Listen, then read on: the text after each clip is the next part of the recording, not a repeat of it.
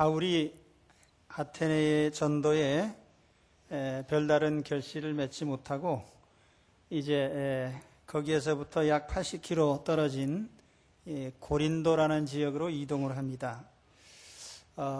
아테네에서 고린도를 가려면은 대략 한 서쪽 방향으로 이렇게 이동을 하게 되는데, 이 아테네와 고린도는 분위기가 완전히 다릅니다. 이 고린도의 역사에 대해서는 제가 주보에 자세히 기록을 했기 때문에 다음 주에 참작을 하시기 바랍니다. 고린도의 지리적인 특성, 그리고 어떤 그 고린도의 어떤 그 지정학적인 그런 측면을 조금 좀 말씀을 드리겠습니다.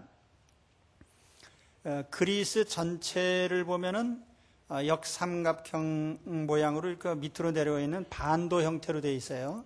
그래서 그리스를 중심에 놓고 보면은 동쪽으로는 에게해가 있고 에게해 건너편에 터키라는 나라하고 마주하고 있습니다. 그리고 그리스 반도에서 서쪽 방향으로 건너가면은 이탈리아 반도를 마주보고 있고 그 사이에 있는 바다를 아드리아해라고 합니다. 그런데 이 그리스 반도가 아래로 내려오다가 중간쯤 한 3분의 2쯤 내려오면서 거기가 잘룩하게 육지가 마치 그 칼로 자른 것처럼 바다가 양쪽으로 싹 들어와 있는데 주로 이제 왼쪽으로 바다가 길게 들어오면서 육지가 잘리게 됩니다. 그래서 그 예를 들면은 뭐 한 300-400km 되는 그 넓이의 땅이 갑자기 이제 몇십 킬로 이내로 줄어들면서 이제 육지가 이어진 그런 형태입니다. 그래서 그렇게 잘려져 나온 그 반도 지역을 흔히 이제 펠로폰네소스 반도라고 합니다. 이 펠로폰네소스 반도와 그 본토가 연결되는 그 지점에 고린도가 있어요. 그래서 이 고린도는 말하자면 남북으로 가는 교통의 아주 통로에 있고, 또 그것이 좁은 지역으로 되어 있기 때문에 1893년에 운하를 파가지고 그 에게해와 아드리아해를 연결하는 운하가 뚫리게 됐어요. 그러니까 실제로 이 펠로폰네소스 반도는 하나의 섬처럼 되어버렸습니다. 그러니까 동서로는 해상 교통이 이루어지고 남북으로는 육로가 이어지는 그런 이제 요충지이기 때문에 역사적으로 상업이 발전한 그런 지역입니다. 바울 당시 고린도에는 약 60만 명의 인구가 있었고, 그 중에 자유인이 한 20만 명, 또 노예가 한 40만 명 되는 그런 구조로 되어 있었습니다. 이 도시가 로마에 의해서 괴멸된 후에 약 100여 년간 방치됐다가 율리우스 시저에 의해서 재건이 되고, 또 그 후에 아우구스투스 황제 때에 아가야 지역의 수도로 그렇게 다시 복귀하게 됩니다. 그래서 이 고린도는 대단히 중요한 상업도시다, 이렇게 알고 있으면 됩니다. 도시의 전반적인 그 분위기를 보면은 아테네라는 도시는 문화도시입니다. 그래서 거기에는 정치나 철학이나 뭐 이런 것들이 이제 발전하고 주로 이제 그런 철학자들의 도시로 이렇게 알려져 있는데, 이 고린도는 상업도시입니다. 그렇기 때문에 주로 이제 이 장사하는 사람들, 무역하는 사람들이 주류를 이룬 그런 도시입니다. 도시 주민은 대부분이 다 헬라계 사람들이지만은 또 로마의 식민지이기 때문에 그 로마 사람들, 또 다수의 끌려온 노예들이 여러 인종을 이제 형성하고 있었는데, 그 중에 유대인들도 또 여기 많이 섞여 살게 된 것입니다. 그래서 여기 유대인 회당이 있게 됩니다. 이 고린도를 이 상업도시로 이렇게 발전시켰기 때문에 자연히 여기에는 상업적인 그런 행사들이 많죠. 예를 들면은 그 올림픽 경기에 버금가는 이스무스 경기가 거기서 개최되었고, 또 로마의 검투기를 도입을 해서 로마의 검투기가 또 성행이 되었습니다. 종교적으로 보면은 헬라의 여러 신들을 섬기는 가운데 특히 아프로디테를 섬기는 이게 특이한 것이었습니다. 그 아프로디테는 우리 영어로 하면 비너스죠. 미의 여신입니다. 그래서 이제 성을 주관하는 것으로 알려져 있고, 그래서 자연히 이 고린도라는 도시는 아프로디테의 숭배와 함께 성적으로 매우 타락한 곳입니다. 매춘이 공인된 지역인데, 특히 이 아프로디테 신전에 약 1000여 명에 이르는 여성들이 거기에 상주하면서 말하자면 신전 매춘이죠. 그것이 신을 섬기는 한 부분으로 말하자면 종교의식으로서 그렇게 성적인 관계가 허용되는 그런 지역이었습니다. 신전에서 매춘이 이루어진다고 하면은 일반 도시적인 분위기는 말할 것도 없어요. 그래서 당시에 고린도인이 된다라는 말은 곧 성적으로 타락한다 그런 의미가 됐고, 고린도 여자 그러면 곧 매춘부를 상징하는 이런 말도 생겨나게 된 것입니다. 자, 그러면 우리가 이런 고린도의 상업적인 분위기, 또 성적으로 타락한 이런 도시에서 바울이 어떤 기대를 가졌을까요? 또 어떤 바울이 생각을 하게 됐을까요? 결론적으로 말씀드리면은 바울은 오히려 이 고린도에서 큰 소망을 가집니다. 그래서 이 고린도를 전 유럽을 전도하는 전도 거점으로 삼고 그곳에서 1년 6개월이라는 긴 기간 동안 여기에 머물면서 복음을 전하게 된 것입니다. 사실 아테네에서는 바울이 굉장히 실망을 했어요. 그래서 바울의 그 이후의 행적에 보면은 아테네에 어떤 교회를 세웠다는 말도 없고 방문했다는 얘기도 없고 아테네에 편지를 보낸 것도 없습니다. 그러나 고린도는 반대로 그곳에 교회를 세우고 또 우리 고린도 전서와 후서와 같은 긴 편지를 보내서 그곳에 목회를 돕도록 했습니다. 자, 우리가 어떻게 보면은 이 아테네 사람들은 철학적인 사람들이고 또 한편으로 보면 거기 스토아 철학자들처럼 일정 부분 이성적이고 또 도덕적인 사람들이 있습니다. 그럼에도 불구하고 이런 인간적인 철학에 완전히 찌들어서 복음이 들어갈 여지가 오히려 없었습니다. 그러나 고린도 사람들은 도덕적으로 타락했지만은 오히려 그들 속에서 어떤 영적인 틈새를 보고 그들이 복음으로 회개할 것을 바울은 내다본 것입니다. 사실 우리가 요즘도 보면 그래요. 도둑놈한테 전도를 하면은 당신 죄인이요 그러면 그렇다고 인정하고 회개합니다. 그런데 도둑놈이나 사기꾼이나 강도짓을 안 하고 평소에 그럭저럭 잘 산 사람한테 당신은 죄인이요 그러면은 내가 무슨 죄인이냐고 하면서 반발하죠. 근데 우리가 하나님 앞에 서서 볼 때 사실은 똑같은 죄인이거든요. 도토리 키재기입니다. 드러난 죄인, 감춰진 죄인, 그저 다 죽일 놈일 뿐인데 그 중에서 조금 좀 겉보기가 괜찮을 것 뿐이지 하나님 보시기에는 다 똑같은 죄인이에요. 로마서 3장에 있는 말씀처럼 하나님 앞에는 의인이 없습니다. 그런데 하나님 앞에 회개하라고 할 때에 조금 세상에서 배웠다는 사람, 또 도덕적인 사람, 철학적인 사람, 이런 사람들은 자기 사상을 가지고 하나님을 거부하는 거예요. 그런데 오히려 이 고린도와 같은 타락한 도시에 있는 사람들에게 당신들은 죄인이니 회개하시오 하면 오히려 열린 마음을 가지고 접근해 올 수가 있는 것입니다. 그래서 바울은 오히려 이 고린도의 이런 타락한 도시에서 소망을 가지고 복음을 전도하게 된 것을 기억하시기 바랍니다. 이건 역으로 생각하면은 오늘 우리도 어떤 면에서는 사상적으로 찌든 사람보다는 세상 삶에 힘들고 또 그래서 때로는 죄를 짓는 이런 사람들이 오히려 훨씬 더 복음으로 접근하기가 쉽다는 뜻이에요. 그래서 오늘 여러분 주위에 혹시 어떤 사람들에게 복음을 증거할 때에 이 사람이 세상적으로 볼 때는 분명히 타락한 사람이다 하더라도 오히려 거기에 영적인 기대를 가지고 구원의 소망을 가지시기를 바랍니다. 오히려 힘든 사람들은 철학에 찌든 사람이지 이 세상 삶에 찌든 사람이 아니에요. 그렇기 때문에 오늘 주 안에서 바울과 같이 도덕적으로 타락한 그런 사람들에게 복음에 참으로 역점적으로 복음을 전하고 또 구원하는 계기를 삼으시기를 축원합니다.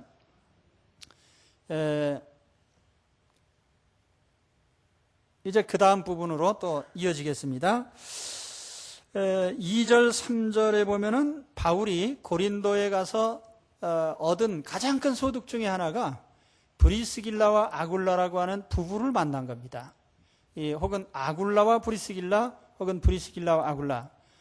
이 부부를 만난 것이 바울에게 있어서는 평생 지기를 만난 것이고 또 평생 그의 복음 사역에 큰 협조자가 됐고 또 목숨을 걸고 도와주는 그런 생명을 건 동지가 된 것입니다. 우선 이 브리스길라와 아굴라에 대한 소개를 조금 드리는데 브리스길라와 아굴라는 부부입니다. 그리고 아굴라라는 이름은 라틴식으로 하면 아퀼라이고 또 브리스길라는 프리스킬라라고 이렇게 발음을 하는데 둘 다 유대인인지 혹은 이 아굴라만 유대인인지는 잘 모르겠어요. 이름은 둘 다 라틴식으로 되어 있고 그런데 본문에서 이 아굴라는 분명히 본도 출신의 유대인이라 이렇게 설명을 하고 있습니다. 그러니까 아굴라가 유대인인 것은 틀림없어요. 그의 출생지는 본도라는 곳인데 지금의 터키 중부에 가면은 갑바도기아라는 지역이 있는데 바로 그 갑바도기아 부근에 있는 지역이 바로 본도라는 곳입니다. 당시 유대인들은 세계 각처에 흩어져 살았기 때문에 유대인은 어디 출신이든지 출신이 다양해요. 지금도 예루살렘에 사는 유대인들 보면은 출신이 다양합니다. 뭐 동유럽 출신, 러시아 출신, 스페인 출신, 이집트 출신, 여러 출신들의 그 유대인들이 있는데 이 본도 출신의 유대인이 아굴라였다. 이 사람이 어떤 경로를 통해서 이탈리아로 건너가게 되고 거기서 브리스길라라는 여자를 만나서 결혼을 합니다.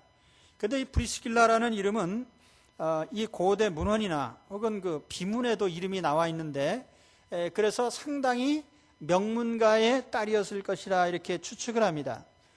어쨌든 이 아굴라는 브리스길라를 만나서 결혼을 했고 또 클라우디우스 황제 때 유대인 추방령이 내려져서 이탈리아를 떠나서 고린도까지 오게 된 겁니다. 이 추방하게 된 배경에 대해서는 제가 주부에 또 설명을 했기 때문에 설명을 생략을 하겠습니다. 아무튼 바울이 고린도에서 브리스길라와 아굴라를 만난 것은 직업을 통해서인데 그 점은 이제 좀 이따 말씀드리고요. 아무튼 바울은 이 고린도에서 브리스길라와 아굴라를 만난 후에 거기에서부터 이제 복음 전도 사역을 같이 하게 되고 후일에 바울과 동행하면서 바울을 돕고 또 에베소 교회의 또 중요한 협력자로 에베소 교회를 섬기게 되고 또 개인 집에서 교회를 개척하고 또는 후일에 로마를 방문하고 혹은 다시 이제 돌아와서 사역을 하고 하는 이런 긴 과정을 통해서 이제 바울과의 관계를 계속 맺게 되는 것입니다. 어떻게 보면은 오늘 우리가 사는 동안에 브리스길라와 아굴라 같은 부부를 하나 만나면 우리 일생의 큰 축복입니다. 오늘 여러분도 정륜교회에서 이런 평생지기를 만나게 되시기를 바랍니다. 사실 우리가 살아가는 동안에 재산도 필요하고 뭐 여러 가지 필요한 것이 많지만은 살다 보면은요 자식도 크면 다 떠나가고 또 머리가 커지면 다 이익을 챙기고 어떻게 하면 부모 재산 좀 나눠 가질까 해가지고 다 이런 식으로 돼 갑니다. 그러니까 그렇다고 여기 자식들이 나쁘다는 얘기는 아니고 또 자연스러운 결과겠죠. 그러나 어쨌든 평생 살아가는 동안에 중요한 것은 삶을 같이 나눌 수 있는 동반자예요. 친구입니다. 그런데 우리가 신앙의 동지를 만날 수 있다면 평생 축복이죠. 바로 이런 여러분들이 되시기를 축원합니다. 오늘 브리스길라 아굴라 같은 사람 한 사람 보내주옵소서. 지금까지 없는 사람은 이제 보내달라고 기도하시고, 또 그렇다고 또 새로운 사람을 어떻게 만날 수 있는 길도 있겠지만은 기왕에 있는 사람을 브리스길라와 아굴라처럼 또 서로 만들면 되겠죠. 바울이 브리스길라와 아굴라가 본래부터 믿었는지 안 믿었는지는 모르겠지만 어쨌든 바울을 만남으로써 그들은 신앙의 동지가 됐거든요. 믿음 좋은 이런 브리스길라와 아굴라를 만들었는데, 오늘 우리도 우리와 함께하는 이웃에게 이와 같이 평생지기의 믿음의 동지 오늘 하나님 앞에 받으시기를 축원합니다. 오늘 그 기도를 집중적으로 하십시오. 그래서 남은 생애가 평안하고 복되고 또 위로 가운데 살게 하옵소서.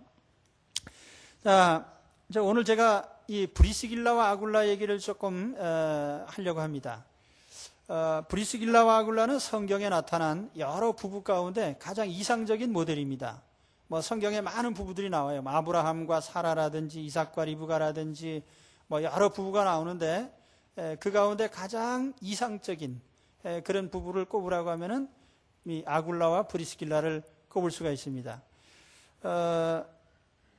오늘 저는 이 부부 가운데 이 부부가 보여주는 세 가지 면을 좀 말씀을 드리려고 합니다. 브리스길라와 아굴라는 첫째로 같은 직업에 종사한 것을 볼 수가 있습니다.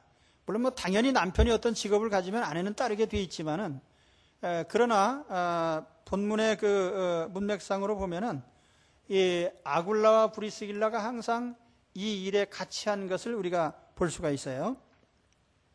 이들의 직업은 텐트를 만드는 일입니다.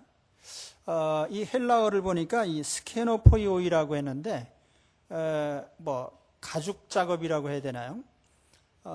그리고 그 뒤에 또 이 트레이드라고 하는 혹은 뭐 이걸 뭐라고 해야 됩니까? 판매라든지 무역이라든지 이런 걸 했다는 말이 덧붙여 있어요. 그러니까 이런 텐트를 만들어서 판매하고 파는 납품을 하는 이런 일을 했었다. 이렇게 볼 수 있습니다. 그래서 그 영어 성경에 보면은 they were, 그들은 tent makers by trade. 어떤 이런 그 텐트를 만들어서 파는 이런 일을 한 사업입니다.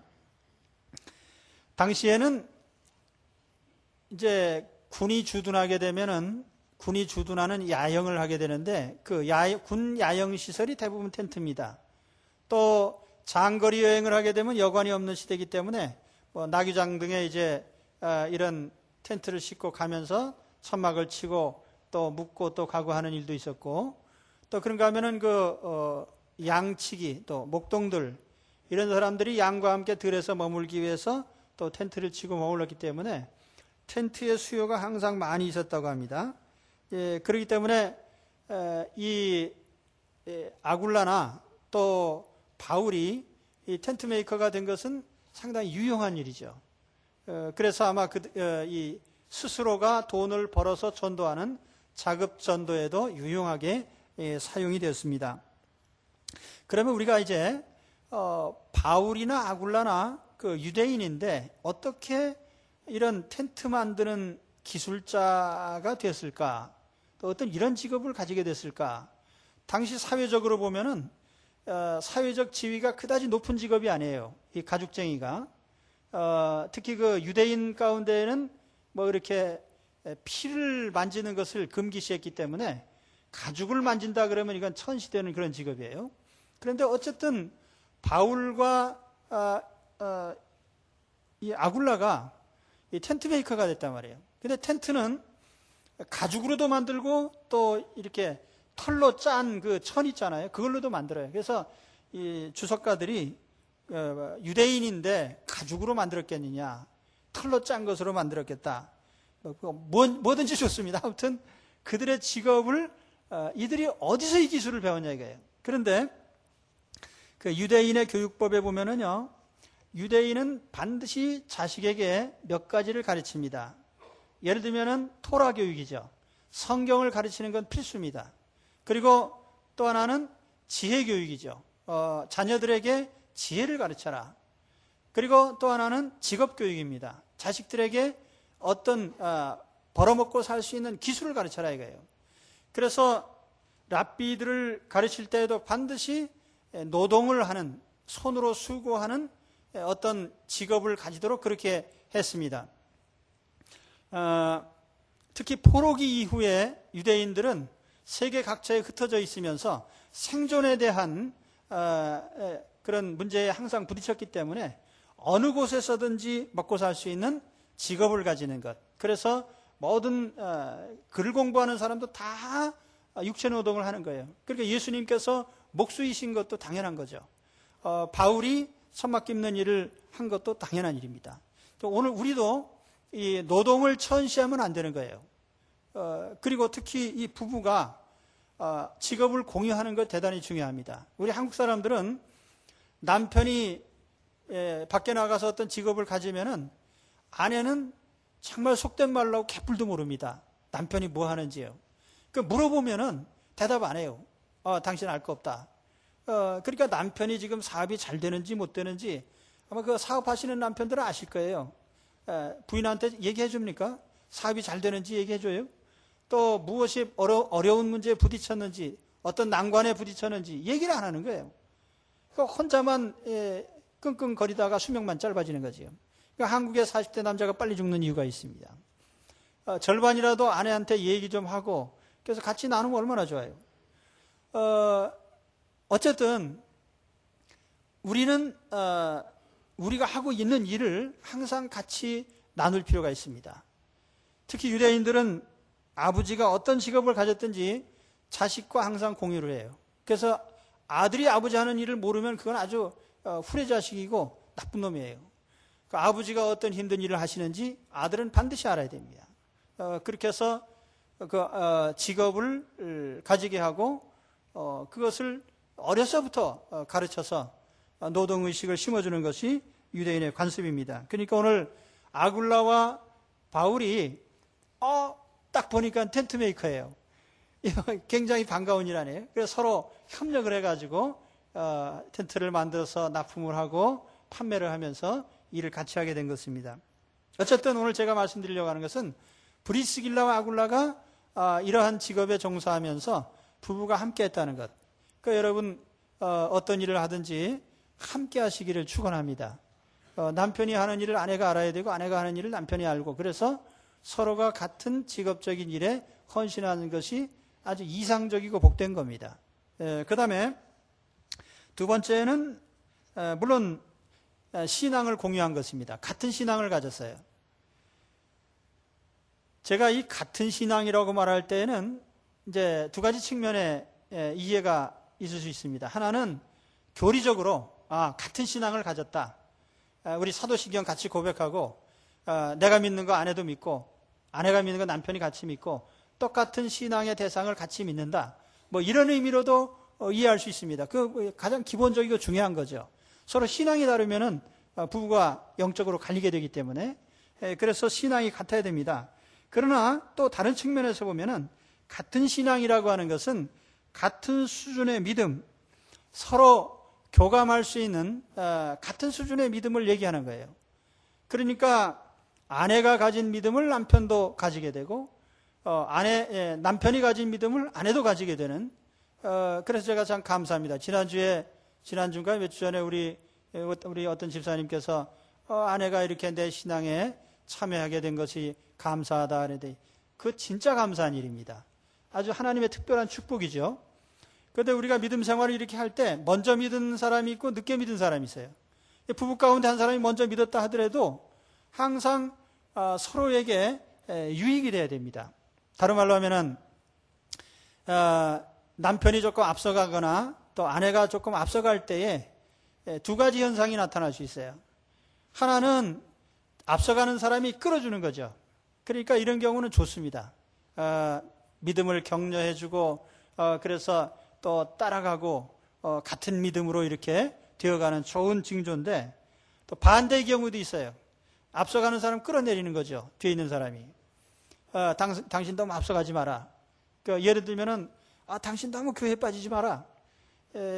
그래서 또 속된 말로 하면은 예수 귀신이 그냥 확 잡아가지고 내 아내를 훌딱 뺏어갈까 겁이 나가지고 교회를 못 보내는 사람들이 있어요. 근데 여기까지 나온 사람들은 그렇게 생각 안 하시겠지만은 하여튼 또 어떤 사람들은 반대로 남편이 교회에 가는 것을 또 막는 사람도 있습니다. 그래서 항상 이제 태클을 걸죠. 야, 주일 낮 예배까지는 좋은데 저녁에 가지 마라. 그리고 주일 저녁 예배는 괜찮은데 수요일 날은 가지 마라. 또 새벽에 가면서 날 깨우지 마라. 아니면은 11조를 하지 마라. 또는 교회 다니는 건 좋은데 봉사는 하지 마라. 성가대 같은 거 하지 마라. 내년에 두고 봅시다. 성가대 하시나 안 하시나. 그런데 여러분, 우리가 부부가 서로 같은 믿음으로 서로 끌어주고 격려하고 밀어주는 관계가 되시기를 바랍니다. 이게 좋은 거예요. 우리가 대한민국 교육도 그렇잖아요. 상향 평준화가 되면 얼마나 좋아요. 그런데 항상 평준화 그러면 하향 평준화만 있으니까 이 문제가 되는 거 아니에요. 우리 신앙도 부부 사이에 상향 평준화가 되셔서 같은 믿음을 공유하게 되시기를 바랍니다. 이게 이제 브리스길라와 아굴라가 가지는 훌륭한 면이죠.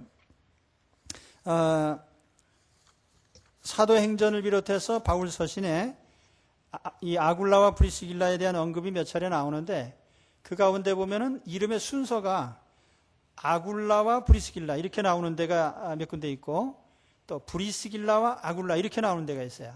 그러니까 브리스길라가 앞선 경우가 조금 더 많습니다. 어떤 분들은 브리스길라가 명문가 출신이기 때문에 먼저 이름을 기록했다 그렇게 해석하지만 그거는 비성경적인 해석이고 사실은 브리스길라의 신앙이 아굴라 못지않게 더 훌륭했다는 점이에요. 그래서 이제 아마 사도행전의 기록자인 누가가 그렇게 기록했을 것입니다. 여러분, 브리스길라와 아굴라 같은 신앙의 동지가 되시는 그런 부부들이 되시기를 축원합니다. 신앙의 동지인 부부. 그 다음에 세 번째로 이들 부부는 어디를 가든지 항상 동행한 걸 볼 수가 있어요. 물론 이 브리스길라와 아굴라가 등장하는 바울 서신이나 또 사도행전의 언급에 보면은 항상 두 이름이 같이 나옵니다. 그래서 두 사람이 어디든지 같이 간 거예요. 창세기 2장에 아담과 하와를 결혼시키시고 하나님께서 뭐라고 말씀하셨습니까? 남자가 부모를 떠나 여자와 한 몸을 이루라 이렇게 되어 있죠. 한 몸을 이룰지니라 이렇게 되어 있습니다. 이 히브리 말로 하면은 하야, 이게 to be, 뭐가 된다는 뜻입니다. 바샤르 에하드, 하나의 육체가 이런 뜻이에요. 그러니까 하나의 육체가 되라. 그 말은 육체적으로 하나가 된다는 뜻이에요. 그러니까 결혼이라는 것은 육체적으로 하나 되는 것입니다. 만일 육체적으로 하나가 되지 않으면 마음만 하나 될 것 같으면 결혼 안 해도 돼요. 그런데 육체가 하나 되기 위해서 결혼하는 것입니다. 그 육체가 하나 된다는 것은 무슨 뜻이냐 하면은 이게 우리가 성경 용어로 보면은 이 몸이라는 단어가 있고 살이라는 단어가 있죠. 이 바샤르라는 단어는 이게 살이라는 단어입니다. 그래서 이게 영어 성경에 보면은 they shall become one flesh, become one flesh. 하나의 육체가 된다 그런 뜻이에요. 하나의 살이 된다는 말이에요. 이게 살을 섞는다는 뜻입니다. 그런데 이 말의 뜻이 뭐냐면은 우리가 이렇게 영적으로만 동행하는 자가 아니라 육신적으로 동행자가 된다는 그런 의미예요.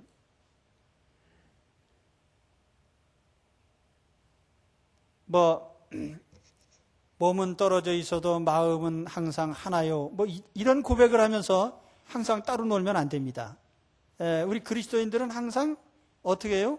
부부가 항상 같이 있어야 돼요. 같이.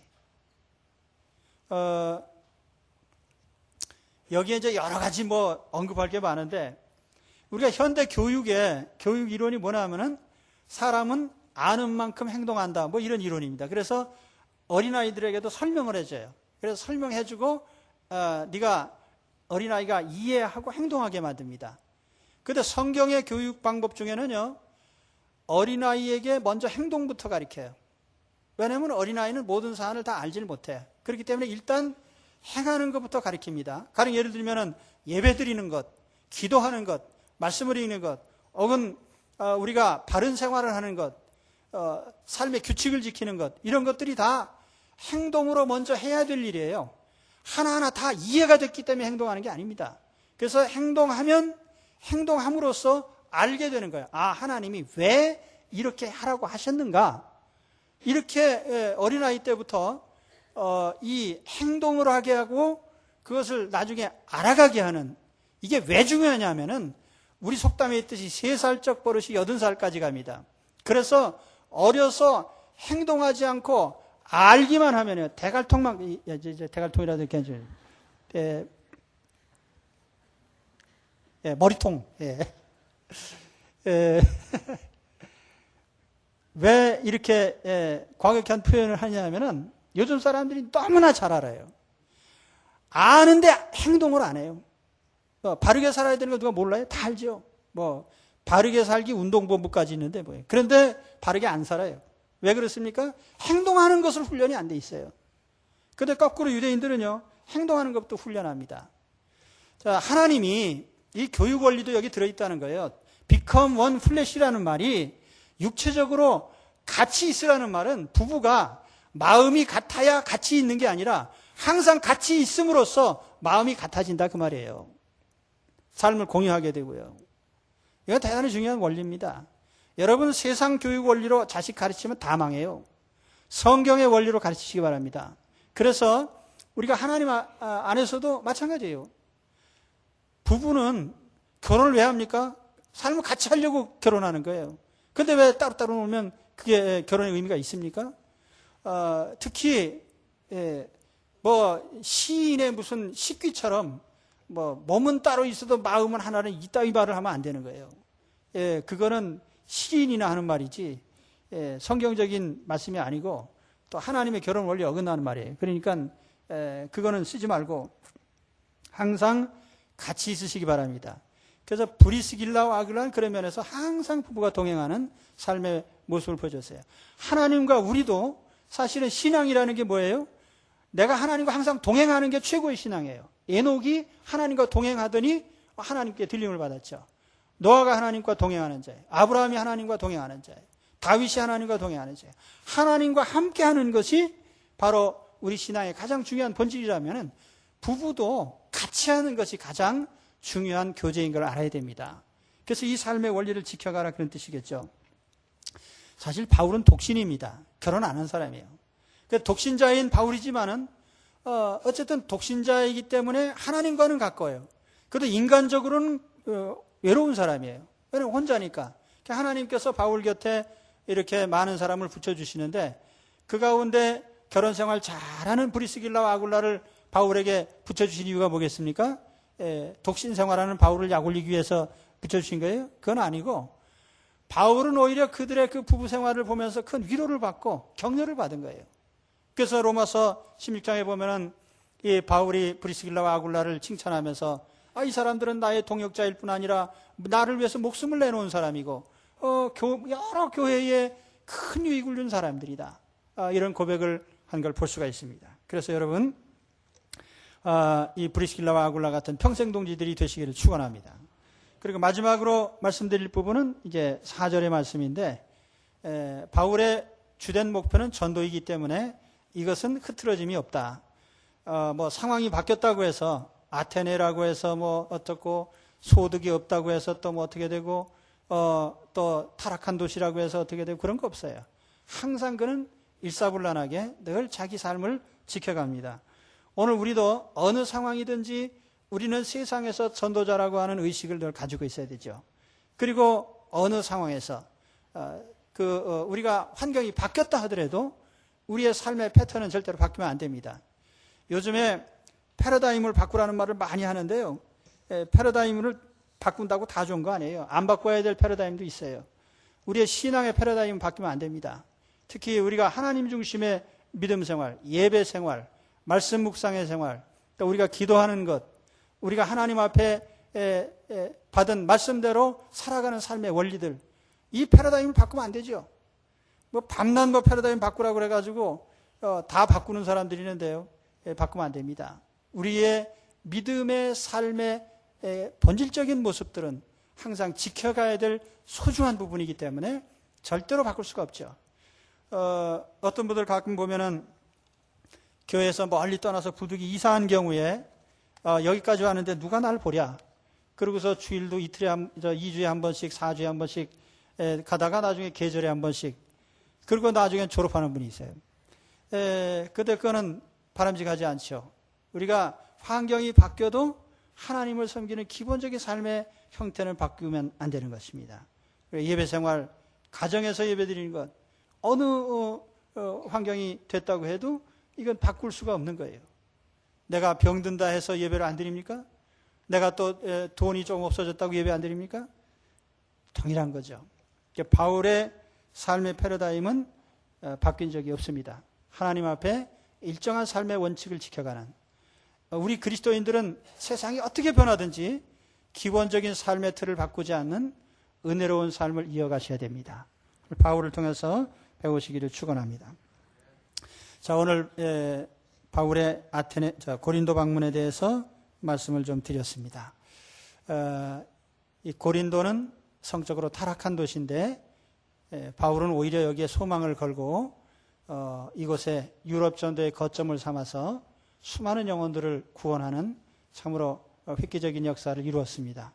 우리가 세상 형편과 상관없이 오히려 복음 전도의 소망을 갖고 일을 해야 됩니다. 또 브리스길라와 아굴라를 만나서 큰 삶의 지기를 만나게 됐습니다. 브리스길라와 아굴라 같은 모범적인 부부, 같은 일에 종사하고 같은 신앙을 가지고 또 함께하는 삶을 나누는 이 부부의 삶의 자취를 따르시기를 바랍니다. 그리고 마지막으로는 삶의 틀을 바꾸지 않는 원칙을 지켜가는 삶을 사시기를 축원합니다. 기도하겠습니다.